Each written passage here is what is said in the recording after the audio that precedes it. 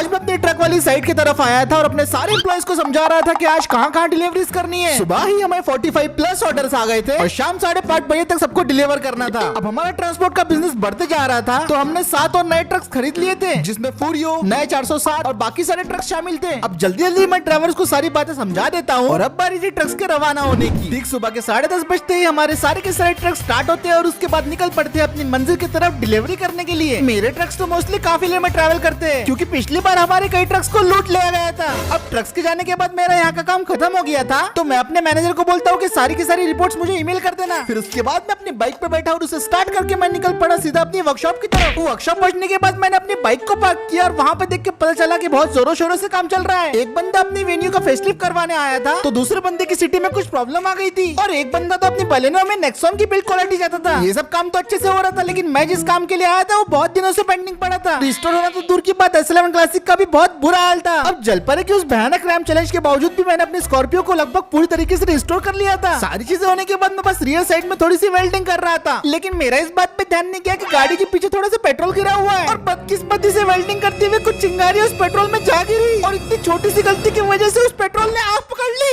और इस वजह से मेरी स्कॉर्पियो क्लासिक जो अभी बस रिस्टोर होने ही वाली थी वो आग पकड़ती है और धू करके जलने लगती है। ये देख के मैं काफी घबरा गया था और इससे पहले कि मैं कुछ कर पाता मेरी गाड़ी के अंदर एक ब्लास्ट हो जाता है और मेरी स्कॉर्पियो में मैंने जितनी मेहनत की थी वो सारी की सारी मिट्टी में मिल जाती है। अब वो तो मैं सही टाइम पे फायर एक्सटिंग्विशर लेके आया वरना मेरी सारी की सारी वर्कशॉप जल के खाक हो जाती, लेकिन स्कॉर्पियो पे जितनी मेहनत किया था वो तो बर्बादी हो गई थी और ऊपर से मैं इसके फिर से पार्ट्स ऑर्डर नहीं कर सकता था क्योंकि S11 क्लासिक के स्पेयर पार्ट्स का काफी ज्यादा शॉर्टेज है तो मैं इंतजार करने के सिवाय अब और कुछ नहीं कर सकता था। अब जब मैं अपने S11 क्लासिक से ध्यान हटा के अपनी कैबिन की तरफ जा रहा था तभी मैं देखता हूँ कि वर्कर लोग अपने कंप्यूटर पे कुछ देख रहे हैं। अब मैंने सोचा कि ये लोग इतने गौर से क्या देख रहे हैं तो मैं भी वो देखने लगता हूँ। तो वो कुछ इस तरीके का ऐड था। तो दर्शकों, पहली बार होने जा रहा है दुनिया का सबसे बड़ा मुकाबला। क्या आप अपने आप को समझते हैं काबिल और जीतना चाहते हैं पूरे 5 करोड़ रुपए? तो आइए हमारे साथ इस टूर डे वर्ल्ड में शामिल हो जाइए। टूर डे वर्ल्ड एक इकलौती ऐसी रेस है जिसमें आपको पूरी दुनिया में घूम के अपने आप को साबित करना होगा। और एक बात ध्यान रखिए, ये कमजोर दिल वालों के लिए बिल्कुल नहीं है। रेस में पार्टिसिपेट करने की आखिरी तारीख 20 जून है तो जल्दी से पार्टिसिपेट कीजिए। नियम और शर्तें लागू। ये सुन के मैं बहुत ज्यादा खुश हो गया था तभी मेरे टीम मेंबर्स मुझसे बोलने लगते हैं, भाई आपको इसमें हिस्सा लेना ही चाहिए, आप पहले बहुत रेसेस किया करते थे। अरे भाई अभी कैसे हिस्सा लेंगे, लेकिन इनकी तो स्कॉर्पियो जली पड़ी है उधर। बात तो इनकी सही थी लेकिन अब इस मौके को मैं किसी भी तरीके से अपने हाथों से जाने नहीं दूंगा। तो मैं उन्हें बोलता हूँ कि भाई लोग फिक्र मत करो, इस रेस में मैं हिस्सा भी ले रहा हूँ और उसके लिए मेरे पास एक बहुत जबरदस्त प्लान है। इतना कह कि मैं तुरंत भागते भागते अपने स्कॉर्पियो S11 क्लासिक की तरफ भागता हूँ और यही वो गाड़ी है जो टूर डे वर्ल्ड में मेरा साथ देंगी। भले ही ये आधी जल चुकी हो लेकिन मेरी वर्कशॉप में ऐसा कोई भी काम नहीं जो मेरे लिए इम्पॉसिबल हो। मैं फटाफट अपने सारे के सारे टीम मेंबर्स को बुलाता हूँ और उनसे डिस्कस करने लगता हूँ कि इस स्कॉर्पियो को हम कैसे रिस्टोर करें। सबसे पहले तो मैं उन्हें बोलता हूँ कि S11 क्लासिक के पार्ट्स अपने को कहाँ मिलेंगे, पर ये सवाल सुन के वो लोग मुझे बोलने लगते हैं, भाई जी मैंने पूरा शहर छान मारा, S11 क्लासिक के पार्ट्स बिल्कुल नहीं मिल रहे। भाई हर कोई अपनी S11 को S11 क्लासिक बनाना चाहता है इसलिए पार्ट्स तो बिल्कुल नहीं मिलेंगे। अब ये सुन के मुझे थोड़ा टेंशन आ रहा था क्योंकि बिना स्कॉर्पियो के कंप्लीट हुए मैं रेस में हिस्सा नहीं ले पाऊंगा, लेकिन तभी मेरे दिमाग में एक आइडिया आता है और मैं निकल पड़ता हूँ अपने रिसर्च करने के लिए। मेरे दिमाग में अब अलग ही प्लान चल रहा था, S11 क्लासिक हो या फिर हो S11, ये दोनों ऑलमोस्ट सेम गाड़ी है और अगर मेरे पास S11 क्लासिक के पार्ट्स नहीं आते तब मैं थोड़ा सा जुगाड़ करना यहाँ पे जानता हूँ। काफी सारी रिसर्च और थोड़ा बहुत जुगाड़ करने के बाद फाइनली मैंने 10 लाख रुपए के पार्ट्स ऑर्डर कर दिए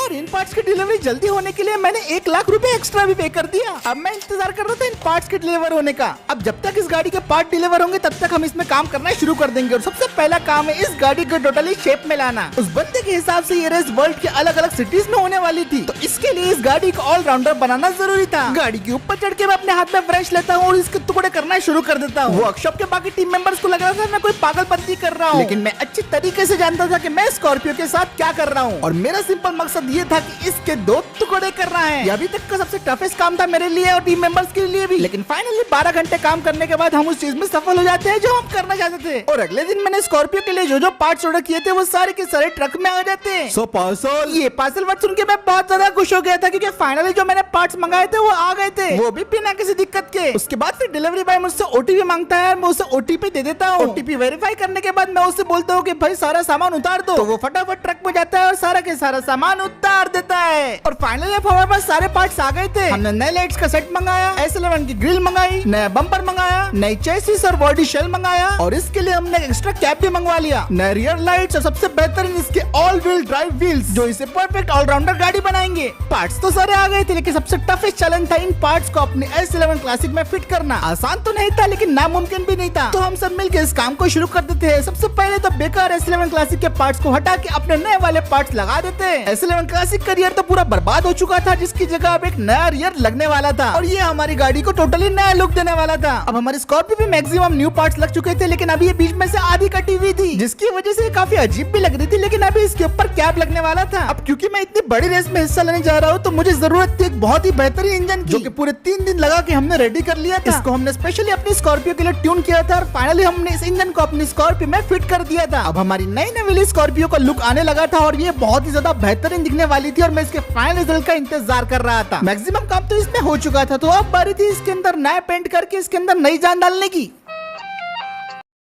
अब 2 दिन के बाद रिजल्ट की बारी थी। अरे वाह भाई, क्या बना है भाई, तुमने मुझे यकीन नहीं हो रहा भाई, क्या बना दिया, वाह वाह वाह वाह वाह। यकीन तो मुझे भी अपने आंखों पे नहीं हो रहा था, क्योंकि मैंने जैसे सोचा था ये बिल्कुल वैसे निकल के आई थी। तो ये पेश है हमारा महिंद्रा स्कॉर्पियो S11 का कस्टमाइज्ड वर्जन। अब ये टोटली एक ऑलराउंडर गाड़ी बन चुकी है, जिसमें काफी कुछ नया है। सबसे पहले तो इसके all wheel drive alloy wheels with new tyre, specialise करू वर्जन की बैजिंग, जो कि साउथ अफ्रीका में काफी ज्यादा फेमस है। अब वैसे सफर करने में तो कोई दिक्कत नहीं होने वाली, क्योंकि इसके कैब में काफी ज्यादा जगह है, जिसमें सामान तो क्या इंसान भी बैठ जाएंगे। और फाइनली नई S11 की ग्रिल और बम्पर, जो मैं बहुत दिनों से मिस कर रहा था। और इंटीरियर को तो भूल नहीं सकती, जिसकी कीमत 5 लाख रुपए लग गए मुझे, जिसका मुझे कोई गम नहीं, क्योंकि ये बहुत ज्यादा स्टैंड आउट कर रहा है। और अब हमारी ऑलराउंडर स्कॉर्पियो पूरी तरीके से तैयार है टूल डे वर्ल्ड में हिस्सा लेने के लिए। इस बात से तो मैं श्योर हूँ कि आप कोई भी गाड़ी इसके सामने आ जाए, स्कॉर्पियो इसको आराम से हरा देंगी, चाहे वो ड्रैग हो, ऑफ रोड हो या फिर और कुछ। और अब बारी थी इसकी टेस्ट ड्राइव लेने की, जिसका इंतजार मैं पिछले 1 हफ्ते से कर रहा था। अब मैं अपनी स्कॉर्पियो की तरफ जाने लगता हूँ और उसका दरवाजा खोल के उसके अंदर बैठ जाता हूँ। मैं तो बस यही प्रे कर रहा था कि भाई इसके अंदर कोई दिक्कत ना आ जाए, और लकीली ऐसा कुछ नहीं होता।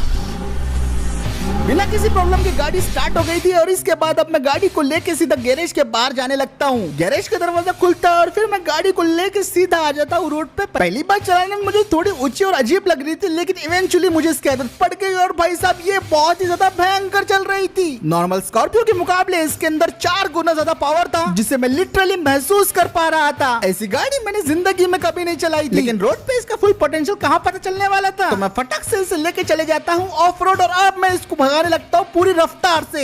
और ऊपर खापर रास्तों पे पता चल रहा था कि भाई ये क्या चीज है। मैं दावे से कह सकता हूँ कि अभी पुरानी स्कॉर्पियो से बहुत ही ज्यादा पावरफुल हो चुकी है, और अब ये फॉर्च्यूनर जैसी गाड़ियों को भी पछाड़ सकती है ऑफ रोडिंग में। और सिर्फ इतना ही नहीं, इसकी कंट्रोलिंग और हैंडलिंग काफी ज्यादा स्मूथ हो गई थी, जिसकी वजह से मैं इसे कैसे भी रास्तों पे आराम से कंट्रोल कर पा रहा था। और सबसे बढ़िया बात तो ये थी कि इसके अंदर बॉडी रोल बिल्कुल 0 था, बिल्कुल ना के बराबर, जिसकी वजह से ये ऊंचे से ऊंचे पहाड़ों चट्टानों पे आराम से चढ़ जा रही थी, और कॉर्नर्स पे बिल्कुल खतरा नहीं था कि भाई गाड़ी पलट जाएंगी। मैं रेतीले रास्तों पे भी अपनी गाड़ी को फुल एक्सेलरेटर में भगाया जा रहा था, लेकिन गाड़ी पूरी तरीके से मेरे कंट्रोल में थी। और इस गाड़ी को 10 मिनट तक चलाने के बाद मैं कंफर्म था कि भाई मैं रेस के लिए पूरी तरीके से तैयार हूँ, तो मैं सीधा निकल पड़ता हूँ रेस में अपना एडमिशन कराने के लिए। तो इसी के साथ आज का वीडियो यही खत्म करते हैं दोस्तों। वीडियो पसंद आया तो लाइक शेयर सब्सक्राइब जरूर कर देना। 10,000 लाइक होते इस वीडियो का नेक्स्ट पार्ट आ जाएगा, और मैं मिलता हूँ आपसे अगले वीडियो में।